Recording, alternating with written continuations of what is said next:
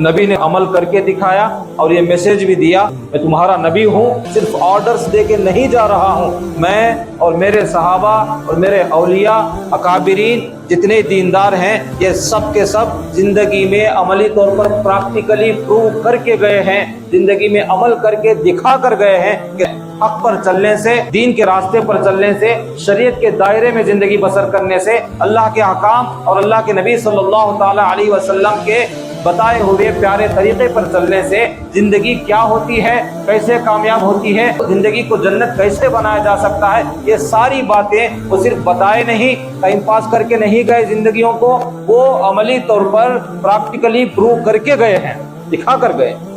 یہ مقصد زندگی ہوتی ہے۔ مقصد زندگی کو اگر سمجھے ہوتے تو زندگیاں ایسی ہوتی ہیں،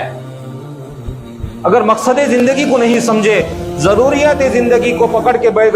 گئے ہیں کہ مجھے گھر بنانا ہی ہے، مجھے جائیداد بنانا ہی ہے، مجھے بلڈنگز بنانا ہی ہے، میرے کاروبار کو میں ڈیولپ کرنا ہی ہے، میں بڑا بزنس مین بننا ہے، میرا نام میرا چرچا ہونا ہے، میں اپنا عہدہ بنانا ہی ہے، تو پھر یہ جھوٹ بھی بولے گا، دھوکہ بھی دے گا، لوگوں کو ستائے گا، لوگوں کا مال بھی کھائے گا، ناحق بھی کرے گا، جی یہ ماں باپ کو بھی ٹھکرائے گا،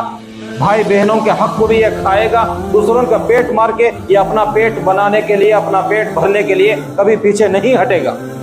یہ اصل مقصد زندگی کو سمجھا نہیں ہے۔ جو بھی چیزیں زندگی میں ضرورت ہے یہ سب ضروریات زندگی ہیں، کھانا پینا، رہنا سہنا، پہننا اوڑھنا، گھردار کا ہونا، سواریوں کا ہونا، یہ سب چیزیں اچھی چیز ہے، اچھی بات ہے، لیکن ان چیزوں کو بنانے کے لیے اللہ کے رسول کے طریقے کو ٹھکرانا، شریعت کو ٹھکرانا، کسی دوسرے لوگوں کے دلوں کو چھلی کرنا، تکلیف دینا، لڑائی جھگڑے کرنا، فتنہ فساد کرنا، یہ ساری چیزیں ہم پر حرام ہیں، ہم پر جائز نہیں ہے۔ کماؤ لیکن حلال طریقے سے کماؤ، کسی کو تکلیف دیے بغیر، گھر بناؤ، جائیداد بناؤ، بلڈنگیں بناؤ، کاروبار بناؤ، سواریاں بناؤ، اچھی زندگی بسر کرو، لیکن کسی کو ناحق کر کے نہیں، کسی کا مال ہڑپ کر نہیں، کسی کو تکلیف دے کر نہیں، یہ اجازت نہیں ہے تجھے۔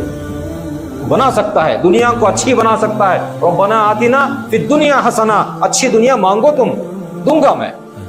مانگو، کوشش بھی کرو، محنت بھی کرو، لیکن ناحق راستے پر نہیں، ناجائز طریقوں سے نہیں، حرام طریقے سے نہیں۔